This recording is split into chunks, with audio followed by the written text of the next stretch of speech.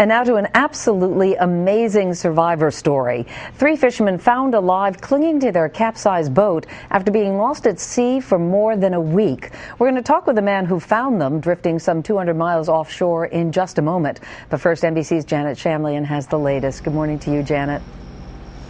Meredith, good morning. An incredible turn of events out here. 3 guys missing for 8 days. A section of the Gulf the size of Minnesota was searched before the Coast Guard finally called it off. And then, when hope was all but lost, 3 sport fishermen, the guys on this boat right here, the Affordable Fantasy, made what had to be the catch of their lives. And on shore, prayers were answered. A reunion most thought would never come to pass. How's everybody doing? Thank you so much. It was supposed to be just an overnight fishing trip until Tressel Hawkins woke up to a nightmare. I'm running around frantically trying to get everybody up, and we're trying to get the water out as fast as we can. And within the minute of 5 seconds, the boat just tumbled over. It capsized right there. Going down fast, the trio made what was potentially a life-saving decision. We managed to salvage 2 bags of chips, a 6-pack of crackers, and 3 gallons of water, and that's what we lived on for the 8 days. More than a week atop a capsized fishing boat. They knew the Coast Guard was looking for them because at one point they saw the helicopters. That Tuesday afternoon, we saw 2 of the Coast Guard helicopters fly by, and they didn't see us. I have no idea how they didn't see us. The search extended some 86,000 square miles, the size of Minnesota. After a week, the Coast Guard called it off. Get to a point where a decision has to be made, and it's an agonizing choice. But you know, we inform the families that we're suspending the search, and it's a difficult thing to do. But you get to a point where you have to look at all the factors. But no one factored on a sport boat called Affordable Pleasure, which spotted the men, picked them up, and then made them the most memorable meal of their life. I'm gonna get a picture of the 3 hungriest guys in the world right there. You never know. They might have been found this morning. They might not have. They might have never made it. I mean, it was just right place at the right time. The Coast Guard then brought them home. How did the men survive? Hawkins says it was truly on a wing and a prayer. It was on a day-to-day basis that everybody actually had their breakdown. And like I said, the power of prayer had us feeling, safe as far as knowing that we're going to make it out of it, but didn't know how long that we were going to have to endure this. They were committed, he says, to long enough. And the men say they survived on crackers, bubble gum, and what they describe as country boy know-how. And they say the hardest part of this whole ordeal, Meredith, was seeing those Coast Guard helicopters last Tuesday and then seeing them fly away. Meredith, back to you. Amazing story, Janet Shamlian. Thank you very much. A Coast Guard petty officer says what Eddie Yaklin did and his crew was essentially like finding a needle in a haystack. And Eddie is with us now. Good morning to you, Eddie. Good morning, Meredith. Eddie, after a week of looking for these fishermen, the Coast Guard had given up hope. They had called off the search. The next day, you're in your boat heading back from Louisiana where you had picked it up. You see something in the water. Did you have any idea what it was you were looking at first? I really didn't. Actually, we went right by the guys on the way to the rig. We was going to an oil rig out there to try to fish, and we went right by them. They saw us on the boat. They saw me get off the top of the boat and walk down to the bottom. And we went onto the rig for fished about an hour and a half before I spotted them. And then on the way back, had you heard about these guys, by the way, Eddie? Did you know that there were fishermen missing? No, I had no idea. I had left a week ago, so I didn't hear nothing. So when you finally reached this boat and you saw these 3 men clinging to what was about, 2 feet worth of boat that was sticking out of the water?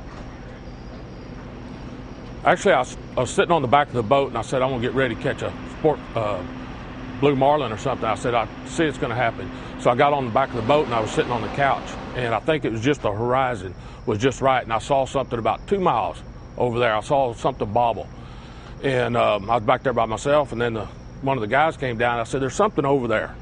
He said, what, a fish? I said, no, there's something over there. I said, let's go check it out.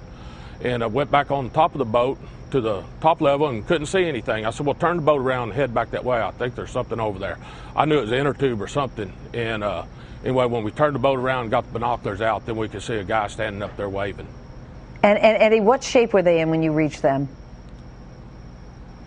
Actually, we got close to the boat, and we had the Coast Guard on the line trying to talk to them, see what it was. And as we backed up to the boat, we hollered, "What's her name?" And when they gave us their name, Coast Guard said, "Well, they've been missing for 8 days." And then I said, "Hey, we're going to come get y'all, come on." And when I started motion that we was backing up to them, man, they jumped in the water. There wasn't no stopping them. They jumped in the water and they were swimming in the boat. And they're very grateful that you were there, Eddie, because had you not been, we don't have any idea what would have happened to these three. Eddie Yaklin, thank you so much. Thank you. Tressel Hawkins is one of those lucky survivors. He is with us now by phone. Tressel, good morning to you. Good morning. I must say, we were just talking to Eddie, it is a miracle that he came upon you. Gone for a week, missing for a week, the Coast Guard had given up hope. At any point, did the three of you do the same thing when you were in that water, clinging to that boat? Actually, no. I mean, even though that we were on a thin line just hanging by a thread, that thread still was strong enough to, keep that hope alive. And being out there in a situation like that, I mean, that's all you can hang on to. But I know that there were moments, at least I read that there were moments when at least one, if not all of you, suffered from some hallucinations. Can you tell us about that? Yes. Hallucinations really kind of started, I guess, about the 5th day or the 5th night. We just got tired, you got tired of being on the boat all the time and wanting to do other things, wanting to talk to other people. At times it just seemed like it was real when you think about them so hard that, it seemed like it was just reality. It was just something that like you walked up on somebody and started talking to them. That was just the way it is. I mean, you just looked at it like it was reality. And when you finally saw Eddie coming at you with that what turned out to be the rescue boat, your reaction, Tressel? My first reaction was, is this really real? You just have to kind of sit back and say, is this real or is this hallucination? You got to wake yourself up 3 or 4 times to make sure that it is real. And that it was. And it was a very surprising feeling. Very surprising. And what shape are the three of you in at this point, physically and emotionally, after all you've been through? Well, myself, that's the reason why I didn't make the interview today, because I kind of overexerted myself yesterday with family and friends, and I had a couple of TV news stations that was out here, and just really overdid it. We're fine. We're healing. We just got to take our time doing it, and most of it is just severe burns. I have some bites with jellyfish and stuff like that on my legs, but nothing that we can't get ourselves out of. Yeah. Are you done for fishing for the time being, Tressel?